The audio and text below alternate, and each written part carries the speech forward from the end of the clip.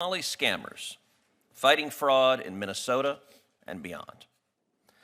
There are few crimes more morally repugnant than stealing from vulnerable children.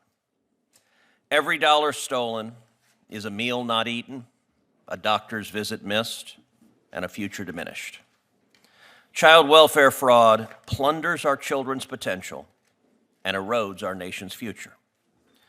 And disturbingly, at the start of this new year, America has learned that this kind of looting was not occurring in some distant or lawless place, but in the heart of America's Midwest.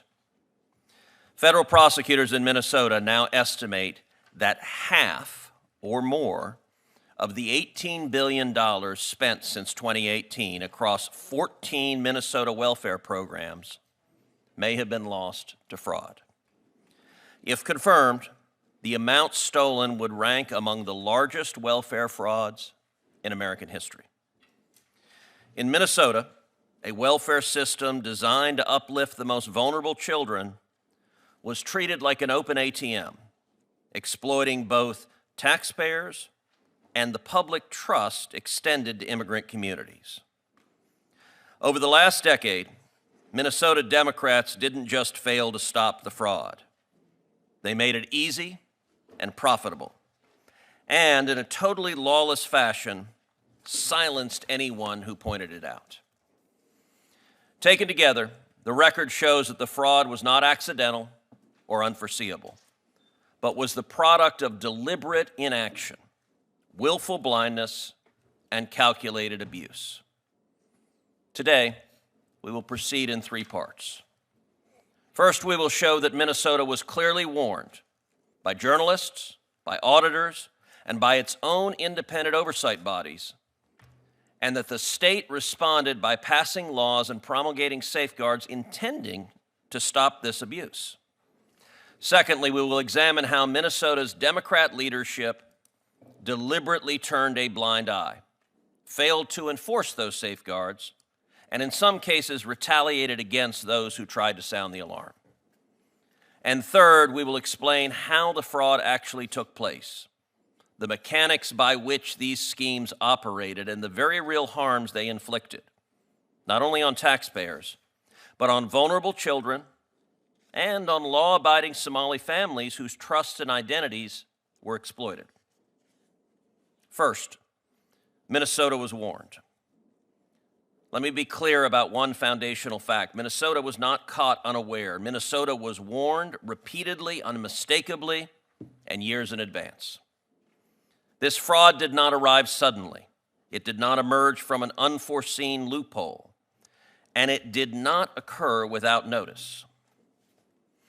As far back as 2010, the Milwaukee Journal-Sentinel exposed widespread child care fraud across the upper Midwest in a Pulitzer Prize-winning investigation that sent a clear warning to regulators, providers, and the child care industry as a whole.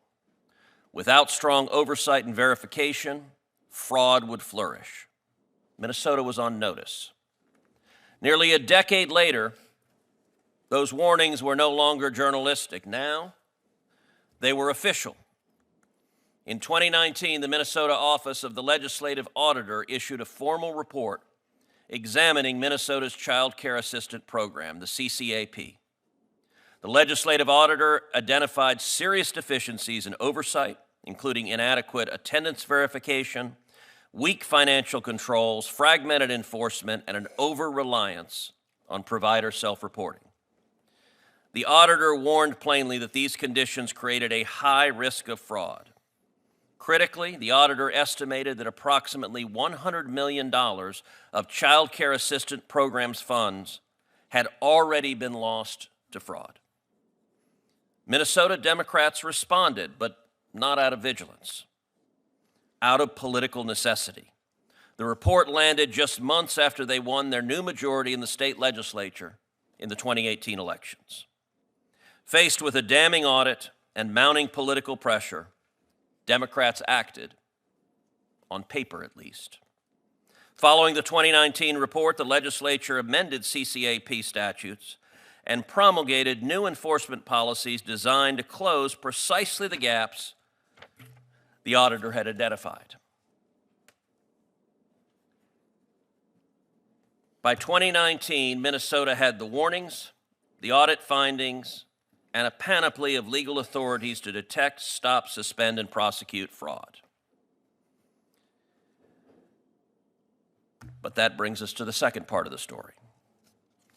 Democrat leadership ignored the law they had just passed, attacked whistleblowers, and failed to enforce it. Once Minnesota had been warned, and once Minnesota Democrats wrote the solution into law, the duty was clear: enforce the law. Instead, they treated legislation as a press release, not a mandate, providing political cover while allowing the money to keep flowing. Federal audits later confirmed what internal staff had warned all along. Minnesota failed to verify attendance, failed to use its suspension authority, and failed to intervene early when red flags appeared. What's worse, rather than go after the fraudsters, the state went after the whistleblowers. On January 31st, 2026, the Minnesota Star Tribune reported that staff at the Minnesota Department of Human Services repeatedly flagged fraud risks and lax safeguards, only to have those concerns ignored, dismissed, or met with retaliation. According to that reporting, current and former DHS employees sent an anonymous letter to the U.S. House Committee on Oversight and Accountability describing serious and systemic failures dating back to at least 2019. Employees reported being reassigned, called racist and xenophobic, sidelined, excluded from key discussions, and in some cases subjected to what they described as threats or workplace surveillance after raising red flags. Minnesota's Democrat leaders did not reward integrity. Instead, they punished it. When bipartisan legislation was introduced to establish an independent inspector general, Minnesota Democrats blocked it. The Democrat House Speaker at the time explained why. An inspector general, quote, is not part of the budget framework, citing an $18 million cost over 4 years. As billions were being pilfered by fraud and as whistleblowers were being silenced and punished, Minnesota Democrats had the gall to say that an inspector general costing only $4.5 million a year was too expensive. That wasn't fiscal prudence, that was a choice. It was willful blindness. The programs move billions of dollars each year, and they're concentrated within a relatively small number of administrative pipelines. Minnesota's Somali community receives welfare benefits at rates far higher than the state average, making these programs both financially significant and politically sensitive. In a state where the two closest statewide elections were decided by less than 1%, the Somali community votes overwhelmingly Democrat. The numbers are stark. 81% of Somali households in Minnesota receive some form of welfare, 81%, compared to 21% of non-Somali households. 54% of Somali households receive food stamps compared to 7% of non-Somali households. 73% are enrolled in Medicaid compared to 18% of non-Somali households. And 27% receive cash assistance compared to 6% of non-Somali households. In December 2025, Minneapolis resident David Hoke, who's here today, accompanied by journalist Nick Shirley, visited child care centers, autism clinics, and healthcare facilities across Minneapolis. They went on a Tuesday, not a Saturday, not a holiday, not in the middle of the night. Tuesday during the day. What they found: blacked out windows, misspelled or non-existent signage. I will say we will always remember the Leering Center that promoted good leering. Multiple, quote, providers registered to the same address and no kids present. It's It's amazing having child care centers and autism centers with no kids. And by the way, it's not subtle. You walk up, there's no toys, there's no kids, and the windows are blacked out. This is not hidden. It is obvious, except for the Democrats that didn't want to see it. Had the state done its job, had it sent inspectors instead of press releases, that fraud would have been obvious. To understand just how calculated this fraud became, consider the most disturbing example of all. In September 2025, federal prosecutors charged Asha Farhan Hassan for orchestrating a $14 million fraud scheme against Minnesota's EIDBI autism program. The program exists to provide medically necessary early and intensive care to children with autism. Fraudsters turned it into a profit engine. According to the charges, Hassan and her partners recruited children from the Somali community, paid parents cash kickbacks, used unqualified individuals as quote-unquote therapists, and billed Medicaid for services never provided or grossly inflated. Where a child did not already have an autism diagnosis, the scheme allegedly worked to obtain one. In other words, there was no child they could not qualify because the diagnosis itself became the means to an end. According to the University of Minnesota, 1 in 12 8-year-old Somali children in Minnesota was diagnosed with autism, compared with 1 in 28 non-Somali children statewide. In Minnesota, Somali children are 7 times more likely than their non-Somali peers to receive autism quote-unquote treatment. These figures show extraordinary concentration and extraordinary billing, the precise conditions fraudsters exploit. And here's the deepest human cost. Telling an immigrant child that he has autism, not because he does, but because someone wants to get paid. Imagine the weight of that diagnosis on parents who may not speak English fluently, who trust authority, who believe the government would never lie about their child's health. That label can follow a child for life, shaping education, self-image, and opportunity. Doing that for financial enrichment is not merely fraud, it is the deliberate exploitation of children and the calculated betrayal of parents. And once fraud proceeds are laundered and sent overseas, in 2023, the Somali diaspora sent nearly $2 billion back to Somalia. Once they're sent overseas, they're effectively unrecoverable. Meanwhile, Al-Shabaab, the U.S.-designated foreign terrorist organization and al-Qaeda's affiliate in Somalia, controls large swaths of territory and systematically extorts money moving through its financial channels. When billions of dollars are stolen from U.S. welfare programs and sent abroad, there is no credible way to ensure those funds do not enrich jihadists within Al-Shabaab. As one confidential source told the Manhattan Institute, the largest funder of Al-Shabaab, an Islamist terrorist organization in Somalia, is the Minnesota taxpayer.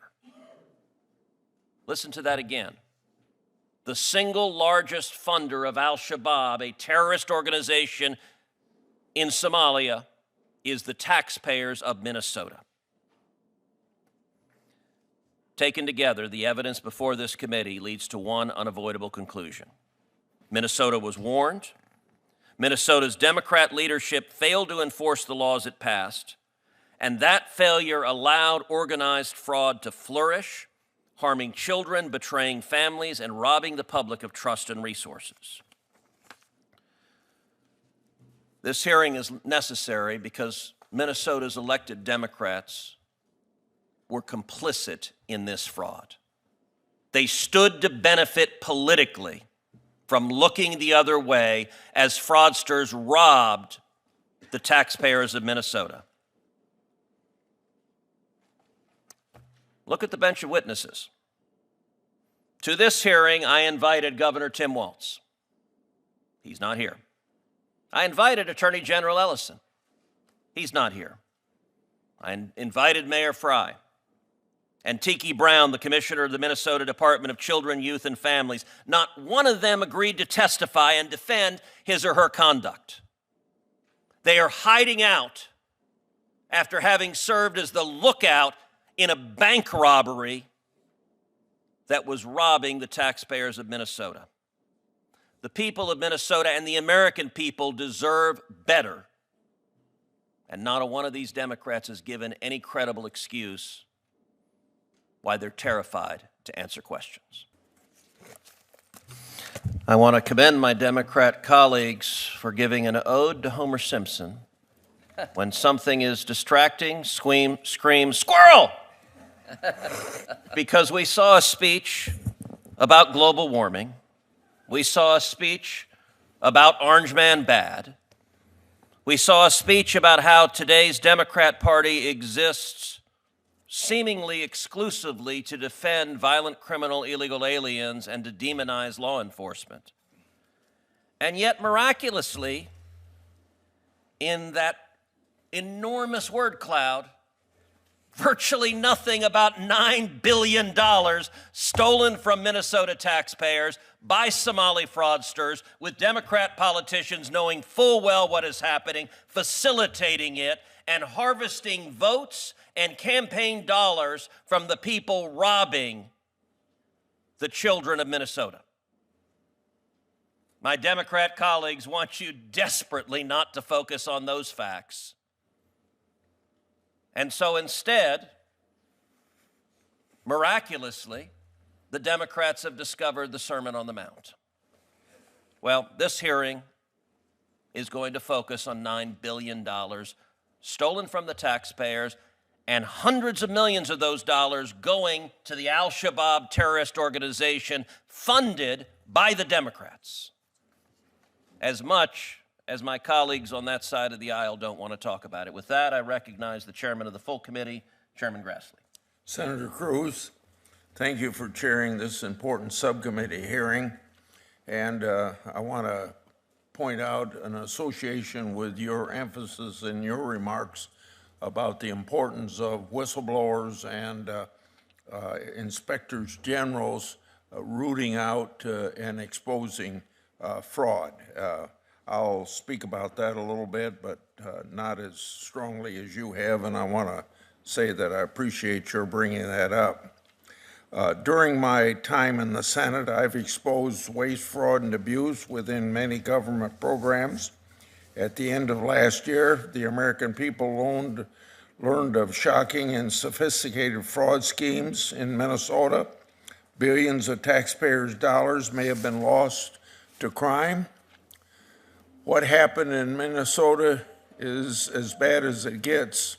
These fraud schemes have targeted federal programs designed to help children with autism, the elderly, and small businesses. It's deplorable that fraudsters would target programs designed to help Americans struggling to take care of their children and their families. It's also deplorable that the Walz administration allegedly retaliated against whistleblowers who tried to expose this fraud. If true, such retaliation should not go unpunished. In large-scale fraud schemes like these, whistleblowers are public's greatest asset and allies. Congress, federal agencies, and state agencies must protect whistleblowers, and the executive branch must hold criminals fully accountable to the law. That's why in January I wrote to nearly 10 agencies, including the Department of Justice and the FBI, regarding the allegations. This is all about accountability. I want to know what the government's doing to solve these problems, hold wrongdoers accountable, and take steps to ensure this never happens again. Director Patel announced in December 2025 that the FBI deployed personnel and investigative resources to Minnesota. Attorney General Bondi has ordered additional Department of Justice prosecutors to Minnesota. And on January the 8th, the Trump administration announced the creation of a new division for national fraud enforcement within the Department of Justice. This new division will focus on rooting out fraud across the federal government, and will be led by a new Assistant Attorney General. The Treasury Department's introduced additional reporting requirement for banks and other financial institutions in Minnesota. These new requirements are designed to alert regulators to suspicious overseas transfer of cash. Regarding these financial oversight efforts, Secretary Bessent recently stated, quote, "Minnesota is going to be the genesis of a national rollout. A national approach is needed now more than ever." The Department of Education has also reportedly begun creating a dedicated fraud detection team and has already prevented $1 billion in student aid fraud since January 2025. I expect the administration to provide the committee with updates regarding these efforts. However, as the title of this hearing suggests, allegations of fraud have extended beyond Minnesota to other states. Fraudsters are operating on a national scale, affecting federal programs from Medicaid to student aid and beyond. The federal government and state governments, whether Republican or Democrat, are in charge, must always respect the taxpayers and their monies. The same is true of the Inspector General community. Federal and state agencies across the country must work together to get to the bottom of these sophisticated fraud schemes. This should not be a partisan issue. Senator Cruz, thank you again for holding this hearing. Introduce the witnesses. The first witness we have is the Honorable Kristen Robbins, a native of Crookston, Minnesota. Kristen Robbins currently serves as the chair of the Fraud Prevention Committee in the Minnesota House of Representatives, where she works to uncover the large-scale fraud in Minnesota and to hold state agencies and fraudsters accountable. Representative Robbins is also co-chair of the bipartisan bicameral Civility Caucus, which aims to build relationships and trust across parties and between the House and Senate. Prior to joining the House in 2018, Representative Robbins co-founded and served as the executive director of the Economic Club of Minnesota, a nonprofit focused on strengthening Minnesota's economic competitiveness, and previously served on the State Commission to End Chronic Homelessness. She received her bachelor's degree in economics and political science from Bethel University and her master's degree in economics from Washington University. Our second witness is Robert Weissman, who is the co-president of Public Citizen, the consumer advocacy and pro-democracy organization. Weissman focuses on government and corporate accountability, among other issues. He is the author of The Corporate Sabotage of America's Future and the co-author of 2 other books. Previously, he worked as director of the corporate accountability organization Essential Action and as editor of the Multinational Monitor, a magazine that tracks multinational corporations. Weissman is a graduate of Harvard College and the Harvard Law School, a fact for which I hope we can forgive him. Our final witness is David Hoke. David Hoke is most well known for his role as the Minneapolis whistleblower in YouTuber Nick Shirley's video uncovering massive fraud within Minnesota's Somali community. Mr. Hoke was born and raised in Minnesota, where he attended the University of Minnesota and ran for Attorney General in 2010. As an investigator, he has devoted considerable time and resources over the last several decades to scrutinizing Minnesota's elected official and exposing corruption. He co-founded Minnesotans for Responsible Government, where he serves as a lobbyist. And we'll start now. Representative Robbins, you're recognized for your opening statement. Thank you, Mr. Chair. Thank you for inviting me to testify as chair of the Fraud Prevention and Oversight Committee in the House. I've been working tirelessly over the past year to expose the massive fraud that Tim Walz and his administration has enabled. We've also proposed solutions and worked to hold state agencies and criminals accountable. We have a long way to go, but we are getting results. With my brief remarks, I want to highlight 3 things: how this started, where the money is going, and provide a roadmap for how states can prevent fraud and we can partner better with the federal government. First, how it started. The original fraud scandal was tied to the Child Care Assistance Program, or CCAP, which is a federal program for low-income families with children. There had been allegations of fraud in this program since 2011. By 2014 and 15, there were raids, charges, and convictions of child care providers for billing non-existent or absent children, with fraud exceeding $1 million in some cases. In March and April of 2019, just a few months into the Walz administration, the Legislative Office Auditor published 2 reports about the CCAP fraud. They outlined the fraudulent providers and the alleged movement of millions of dollars in cash out of our state to Somalia, with allegations that the money was going to fund terrorism. Unfortunately, according to multiple whistleblowers, soon after these reports were released, the Criminal Investigation Unit for Child Care Fraud, which had been leading the charge on these prosecutions, was shut down by the Department of Human Services.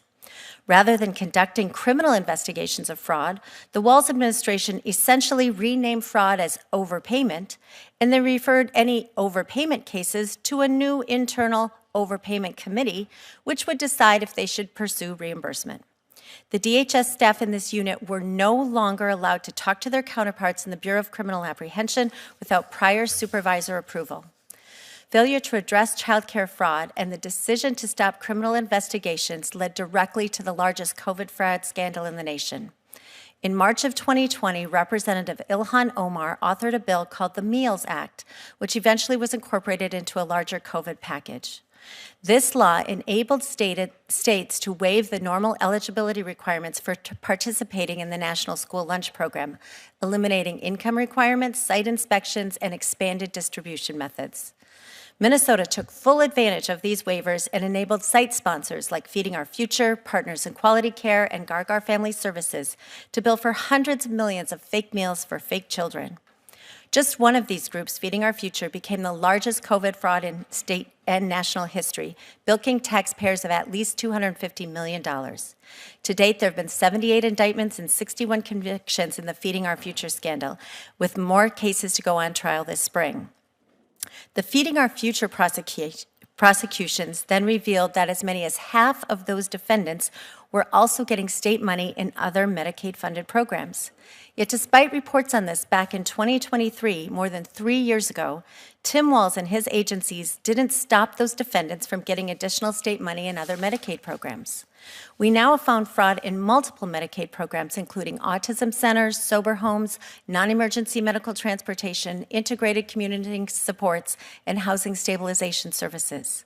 In December, our committee held a hearing on credible allegations of fraud in 2 new areas: adult day services and assisted living facilities. We now have seen allegations of fraud in 14 Medicaid programs. The former first U.S. attorney who led these prosecutions for years stated that the estimated fraud is $9 billion.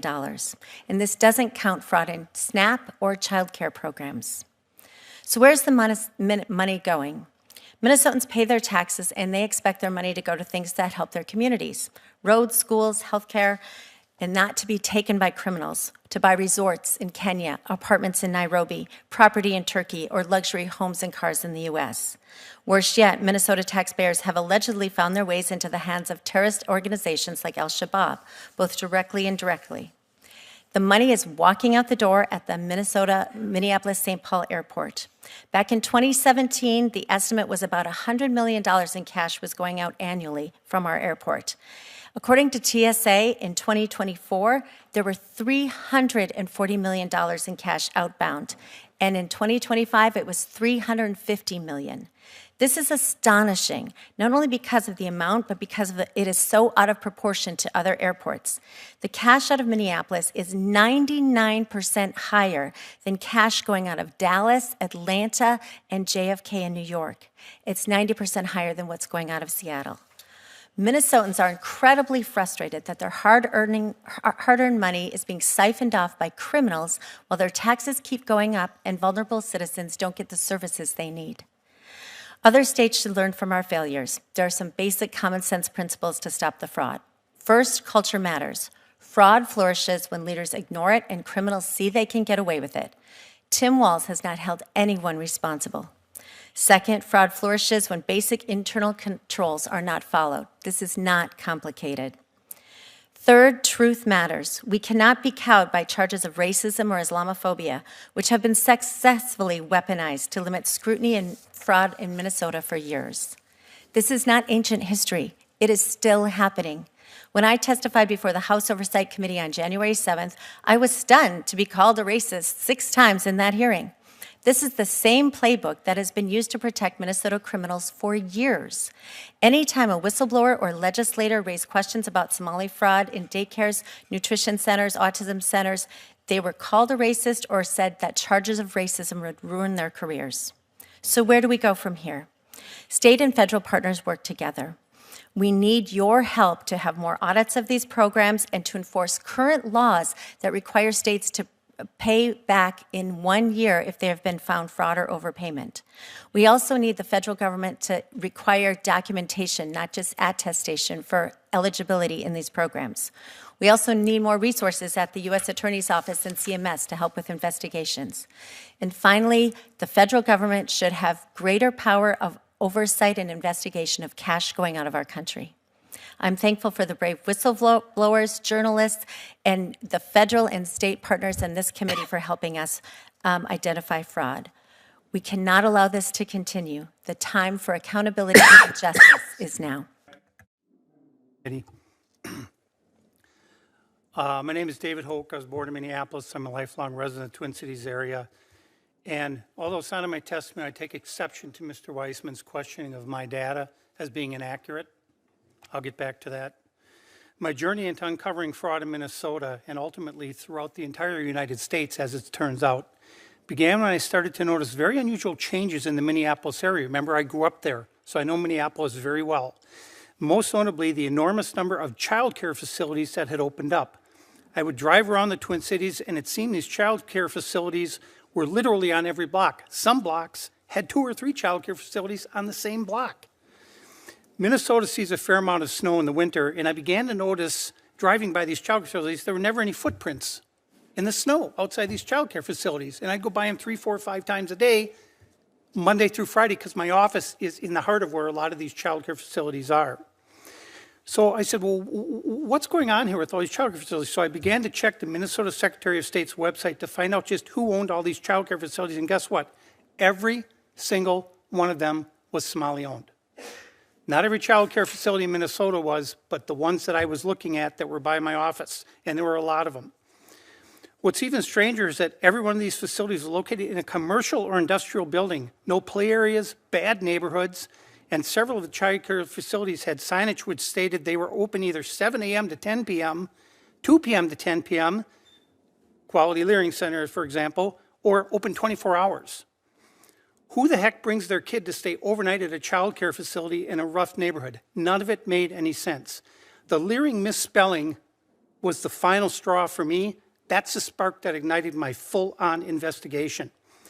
So Minnesota has 2 different child care licenses available. One covers 6 a.m. to 6 p.m., and the other one covers 6 p.m. to 6 a.m. They're 2 very different licenses. So for a child care facility to be open 24 hours a day or even from 2 p.m. to 10 p.m., they need both licenses. How many of these facilities that are open these extended hours have 2 licenses? None of them. 0. They all have only 1 license. Minnesota child care supervision requirements include the following. For infant care, that's 0 to 17 months of age, you have to have 1 adult supervising for every 4 children, and max 8 in a group. For toddlers, which is 18 and 23 months of age, it requires 1 adult for every 5 children to supervise, max 10 children in that group. For 2-year-olds, you need 1 adult for every 7 children, so max 14 in a group. So if a child care facility was billing the state of Minnesota for 99 children, i.e. Quality Learning Center, that child care facility would need to have at least 8 employees supervising those children. These cannot be 1099 employees. They have to be W-2 employees. That means we're going to have at least 8 W-2s, and we're going to have at least 8 I-9s. So if the feds went in and checked that, what do you think they're going to find? You already know the answer. One issue that is often brought up is that we are unfairly targeting the Somali community. This is a fair point to be made. As one Somali gentleman exclaimed in our second video, we're not the only community that does fraud. Fraud certainly exists in every community. It was the sheer volume and the blatant nature of the Somali fraud that demanded my attention. When one facility, Mako Childcare, has another childcare, mini childcare, registered at the same address, but the sign still says Mako Childcare, it kind of stands out. And again, no children, no footprints in the snow, ever. This is what I mean by being blatant. Misspelled signage, posted hours that require 2 licenses, no child footprints in the snow, not even once. So how did we arrive at this point? Why are we having this hearing? We got here because of politicians, almost exclusively Democrats. A couple of names come to mind. Jody Harpstead, the former commissioner of the Department of Human Services, and Shireen Gandhi, the current commissioner of the Minnesota Department of Human Services. Harpstead put the whole fraud on steroids. She was steering the ship from 2019 to 2025 during the COVID-19 pandemic. This is when the whole fraud network exploded into what we see nationally today and to what we see in my numbers, which are accurate. So now we hear that the Minnesota Department of Human Services is forging documents and backdating paperwork, all in an effort to cover up their complicity in this fraud.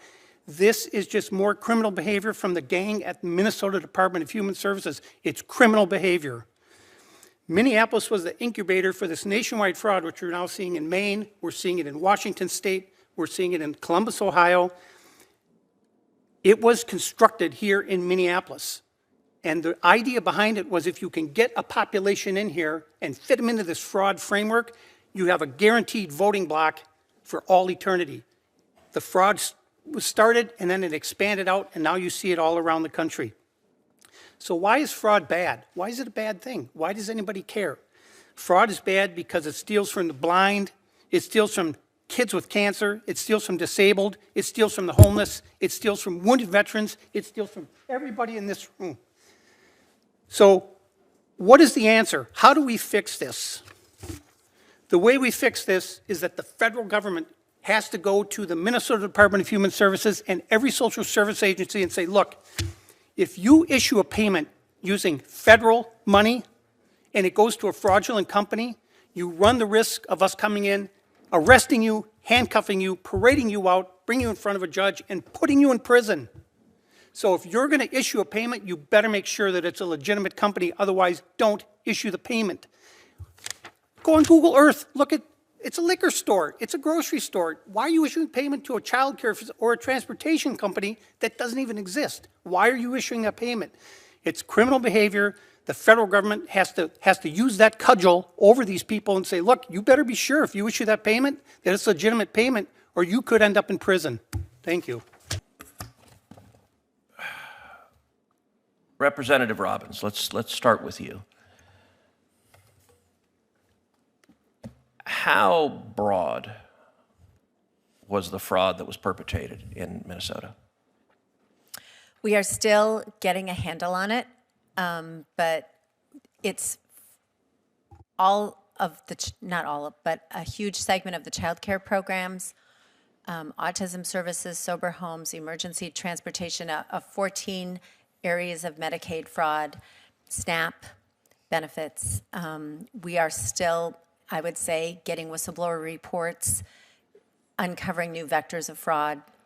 We just discovered the adult day services and the assisted living. Those haven't been counted in the total so far. So I believe it's much broader than we currently know, and we will continue to expose it. Is there any chance the elected Democrats in charge of the state were unaware of the fraud? No. There have been credible whistleblower allegations, press reports, and Office of Legislative Auditor reports for many years. Mr. Hoke, I want to thank you for your citizen journalism and your hard work pressing for accountability here.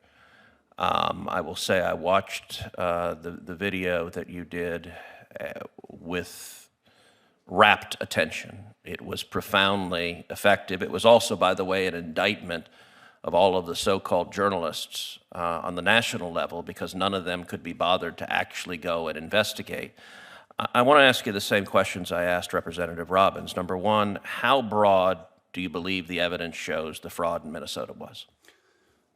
It's easily in excess of $30 billion when you take everything into account. You've got all of these NGOs, you've got nonprofits, you've got county money, you've got city money, you've got CCAP money, you've got another thing called Great Start.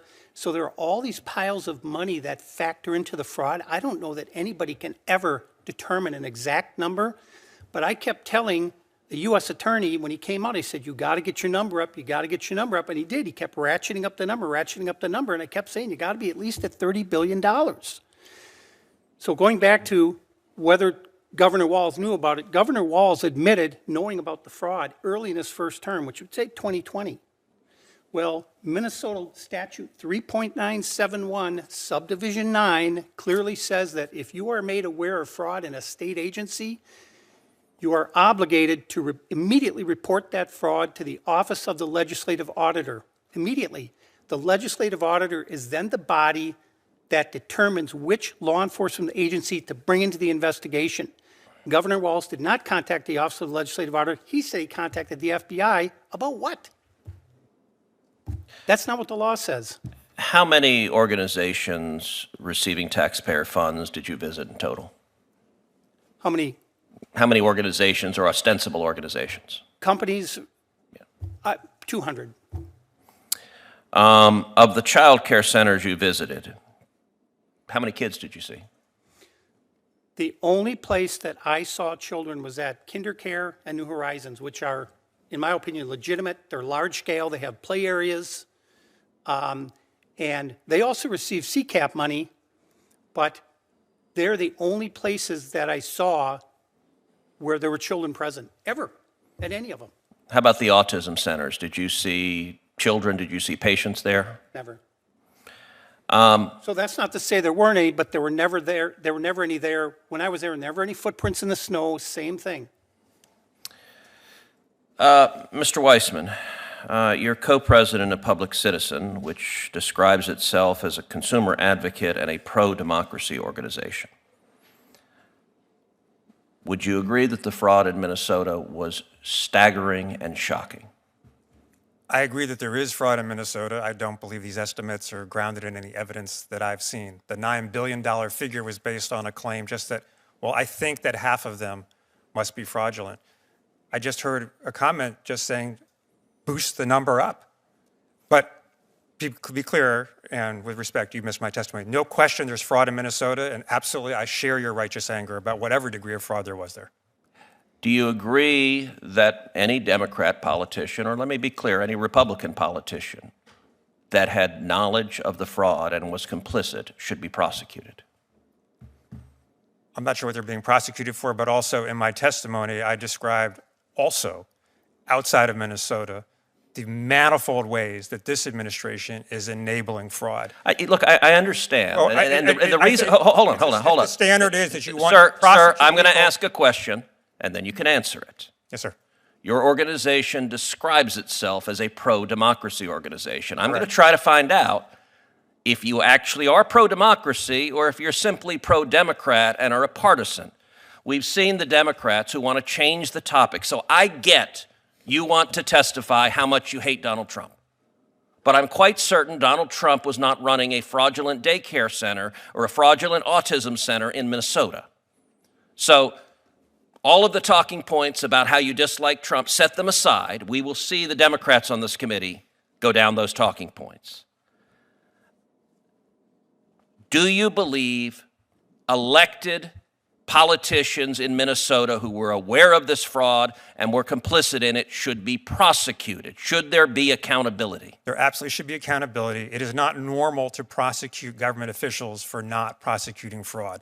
That is not a standard I'm aware of that you've advocated or that anyone else has advocated in the Senate. So do you think it's perfectly okay I did not say if it's okay. if let's say Governor Walz or Attorney General Ellison knew about the fraud, benefited from the fraud in terms of bundling votes, benefited from the frauds in terms of collecting campaign finance violations, and deliberately looked the other way? You think that's not criminal conduct? In that hypothetical, it is not okay. 100% not okay. But also, if you'll permit me, that hypothetical is in fact happening throughout. Okay, yes, I get it. You dislike Trump. I It's nothing about understand whether you I dislike Trump, sir, Mr. sir, Cruz. It is sir, whether sir, I have sir, a standard of accountability. So let me, You question my sir, commitment to please do democracy not and interrupt me. accountability, Please do and not. I'm being clear. I am. Please do not interrupt me. Please do not interrupt me. Answering, sir. You may answer questions after I ask them.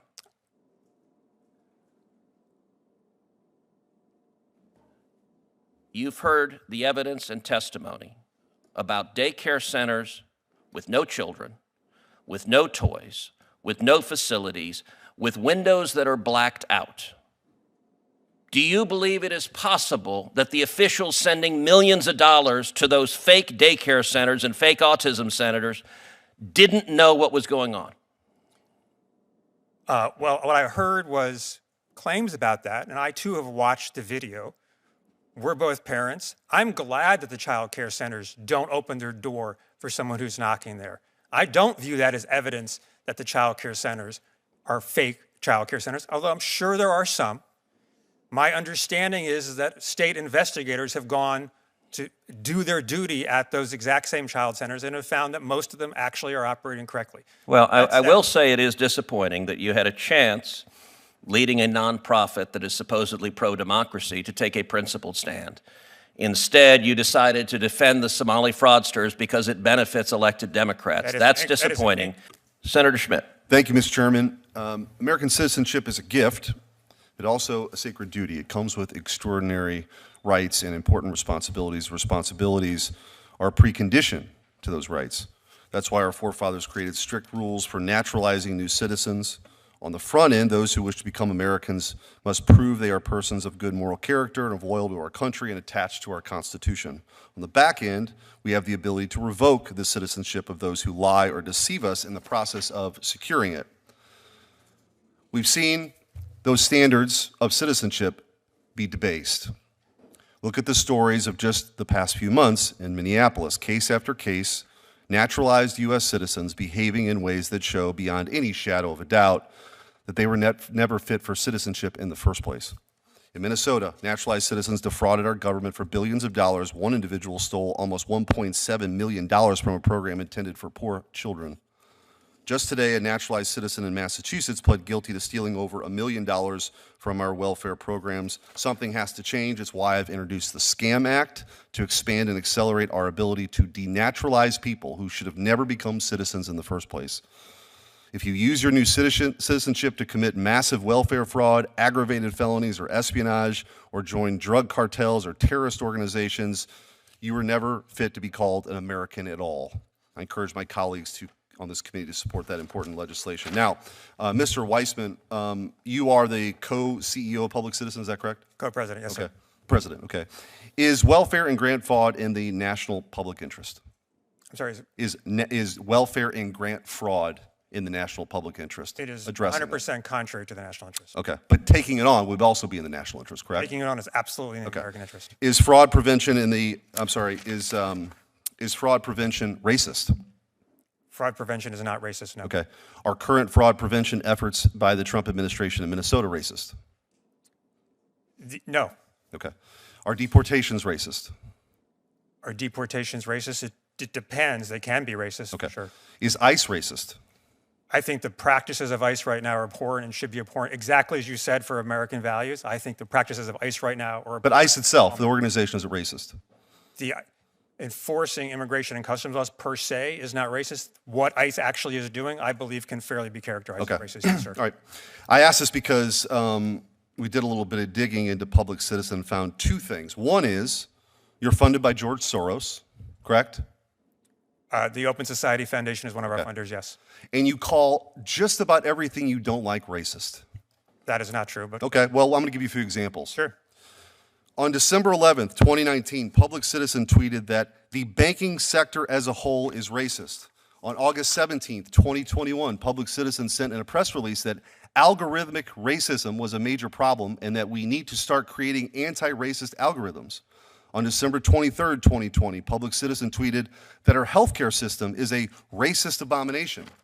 On April 7th, 2023, Public Citizen tweeted that expelling two Tennessee state reps for violating the legislature's rule was racism.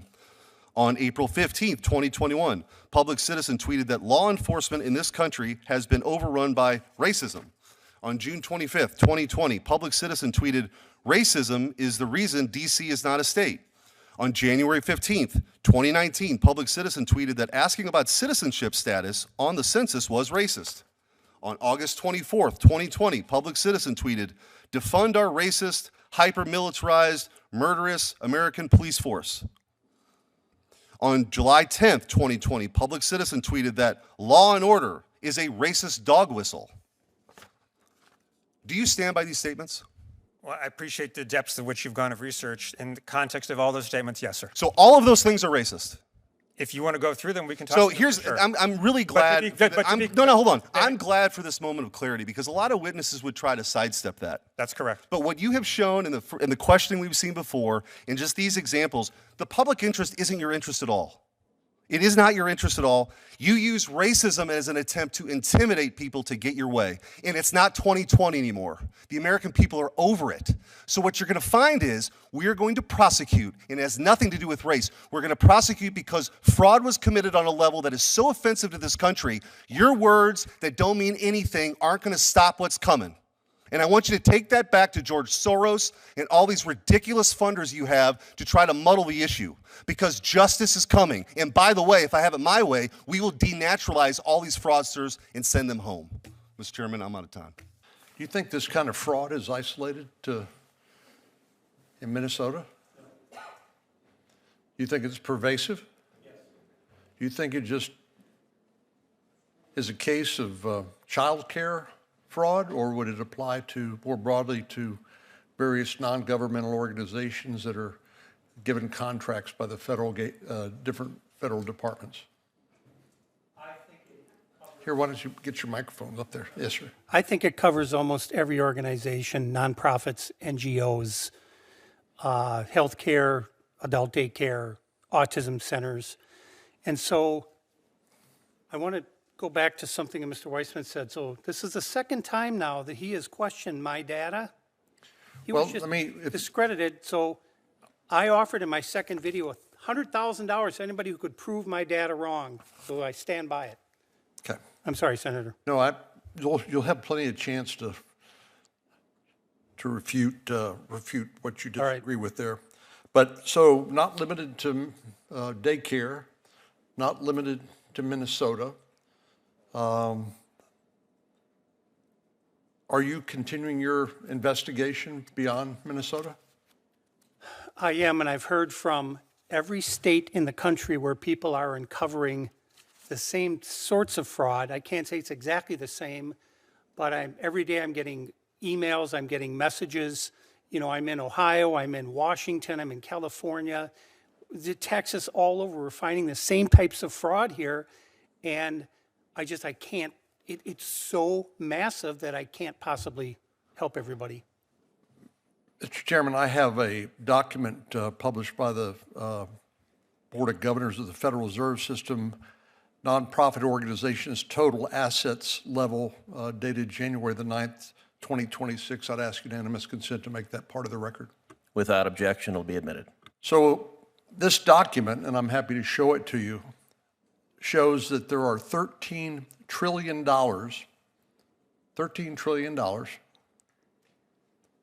in total assets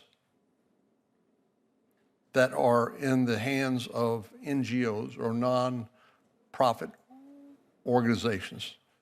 Does that number shock you like it shocks me? 13 trillion. Well, Senator, I think what happens is we've become desensitized to these big numbers because we hear them so often. It's a shocking number all on its own. Yes.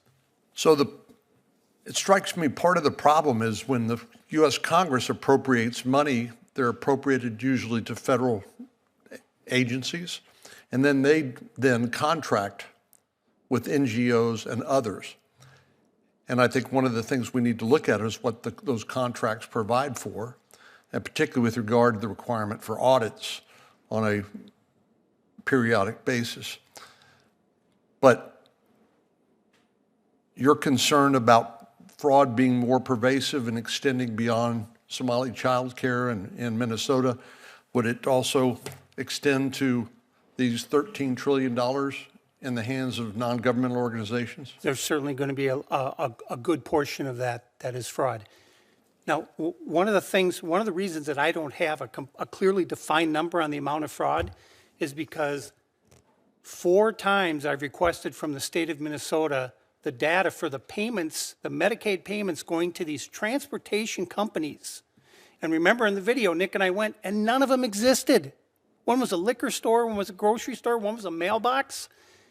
And so the state won't turn over to me the amount of money that these companies are getting. That's why I had to take a national average in the video, and that's how I came up with the number, and it's staggering.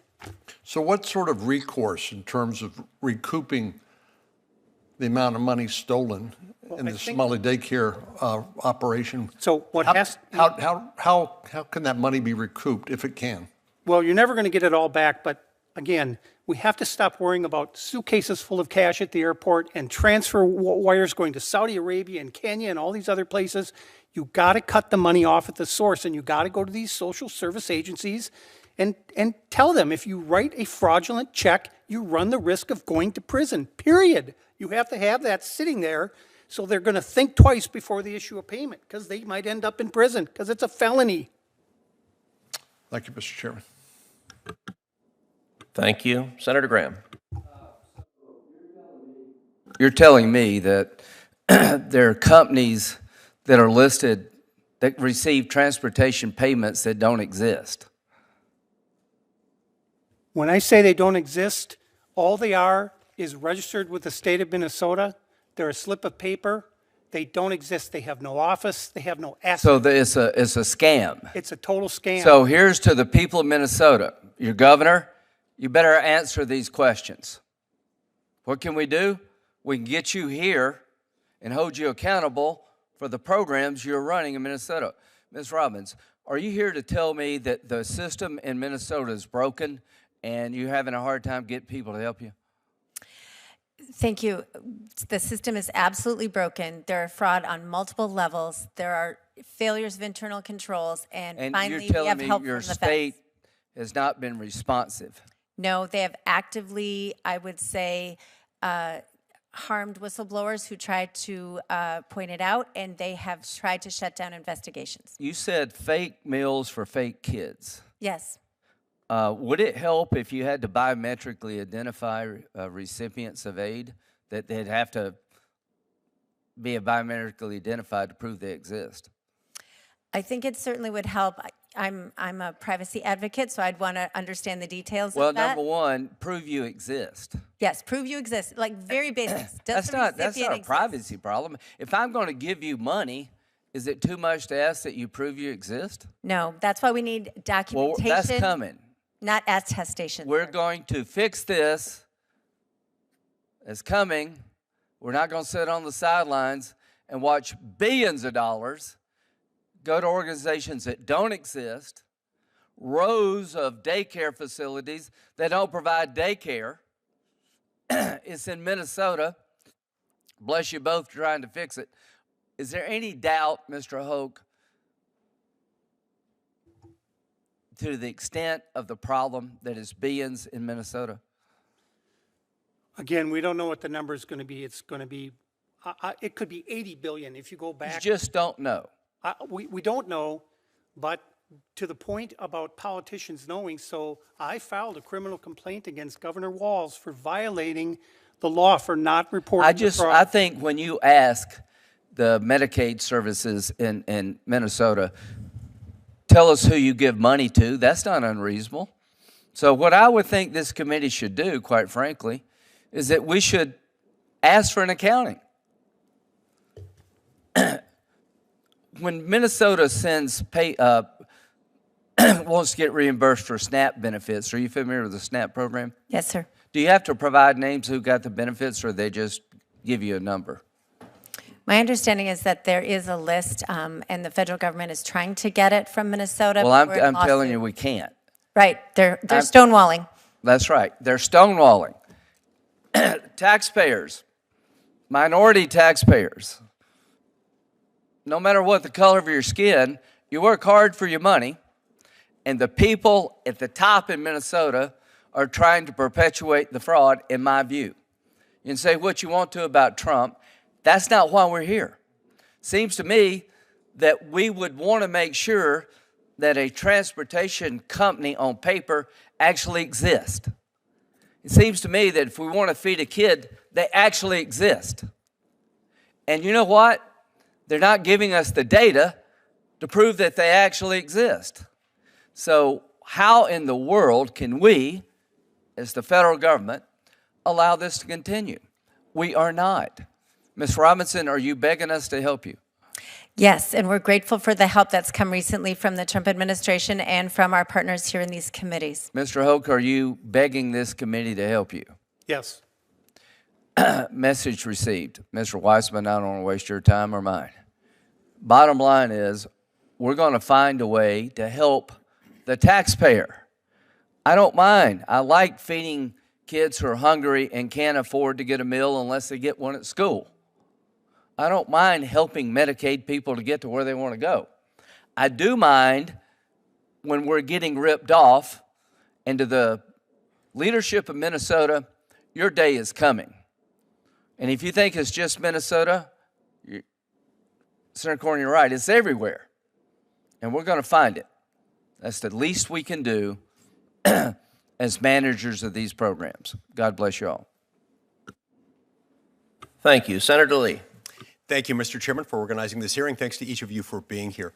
The United States of America is one of the most generous countries in the entire world. It also happens to be one of the most upwardly mobile countries in the entire world. It's somewhat unique in the sense that a person can be born into poverty here or arrive here as poverty, as a refugee or otherwise, and have the reasonable hope and expectation, if they work hard, one day they are likely to be able to retire comfortably, if not wealthy. This requires access not so much to government programs as to robust institutions of civil society and free markets, more than anything else, much as many would like to have us believe otherwise. Key to those institutions of civil society are these charitable activities to which I referred. Americans donate nearly $600 billion a year in charity every single year. This in addition to an estimated $1.8 trillion annually that federal and state governments spend on anti-poverty welfare programs, not including things like Medicare and Social Security that are about retirement rather than anti-poverty measures. Now, if you ask almost anyone, well, which of those programs, whether a government program, whether state or federal, or very often it's a state program administered by states with a lot of federal funding, sometimes it's one or the other, very often there's a mixture. If you ask them, what has a greater chance of achieving what I think should always be the ideal of any welfare system, the objective, which is to make poverty temporary rather than tolerable. I think 9 out of 10, perhaps 99 out of 100 individuals would say that it is privately funded welfare programs. Why? Well, because they're set up in such a way that they can be much more about the individual. They can be much more about identifying ways in which you can make poverty temporary rather than tolerable. In fact, one could argue that for these government programs, it's even too complimentary of many of the government programs to say that the objective is to make poverty tolerable rather than temporary.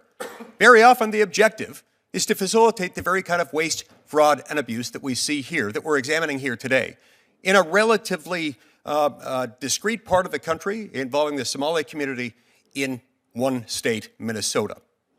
So, lest we delude ourselves into thinking that this is an aberration, lest we delude ourselves, alternatively, into thinking that, oh, all we need are better, smarter managers, more efficient people who will suddenly identify and become enlightened as to best practices to make sure this doesn't happen. This is what this thing does. You don't put a hornet's nest in your child's bedroom and expect that it won't cause problems at some point. You don't release blank checks and allow those blank checks to be cashed at will by people who are not directly paying the bill because somebody else is. 350 million Americans are sharing in that burden, and expect there not to be fraud. Not just occasional fraud, but massive, earth-shaking kinds of fraud that cause people to lose faith in the system. Meanwhile, what is it getting us?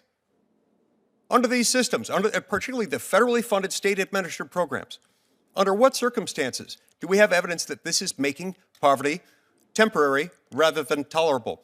And in what circumstances do we have evidence that it's not facilitating fraud? So let's not kid ourselves. This is, if anything, the tip of the iceberg. It happened to manifest itself very well because of Nick Shirley and a few other brave journalists who stepped into the fray on this one and have taken a lot of heat as a result. But I suspect that this is the tip of the tip of the iceberg. Mr. Hope, in your view, did the Minnesota state government, either through incompetence or willful ignorance, reckless blindness or otherwise, did it enable the Somali fraud in Minnesota? Yes. How did it do that? Complicity. Complicity. Complicity with what degree of awareness as to the level of fraud that was being undertaken? 100%. 100%. So this was not a bug, was it? This was a feature. So when we look at the fact that the federal government is $38.5 trillion in debt, when we look at the fact that we've impoverished Americans, keep in mind, when we spend this much money that we don't have, adding to that $38.5 trillion debt at a staggering rate approaching $2 trillion a year, what does that do? I'll give you a hint. It is not the rich people who suffer. Rich people find ways of getting even richer during times of tremendous inflation. It is hardworking Americans, especially poor Americans and middle-class Americans who are living paycheck to paycheck. They are the ones who suffer. And damn all of us if we don't look out for them. Shame on all of us if we don't fix this. And by fix it, I don't mean get smarter people, have better procedures. I mean, maybe we should start looking at the fact that our Constitution puts this government in charge of a few things: national defense, weights and measures, trademark, copyrights, and patents, regulating trade or commerce between the states with foreign nations and with the tribes. There are a few others, but that's the lion's share of the power. We were not equipped from the beginning to be a welfare agency.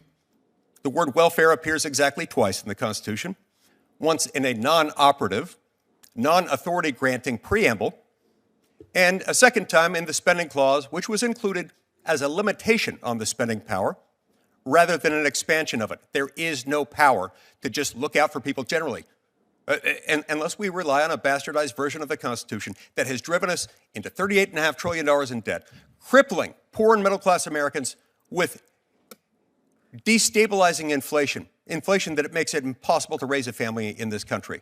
And shame on all of us if we don't take this as a severe wake-up call, because this is going on all the time. Thank you. Thank you, Senator Lee. This concludes today's hearing, although I will note that Governor Walz and Attorney General Ellison and Mayor Frey were invited. They could have come here and answered questions. They could have presented some sort of defense that they were not, as Mr. Hoke just put it, 100% aware, 100% complicit, and indeed personally and politically benefiting from robbing the Minnesota taxpayers. They chose not to do so, but I'll make clear that invitation remains open. Governor Walz is welcome to come to this committee. Attorney General Ellison is welcome to come to this committee. Mayor Frey is welcome to come to this committee. And I'll tell you this, I won't hold my breath waiting, because all three have entered witness protection when it comes to fraud in the state of Minnesota.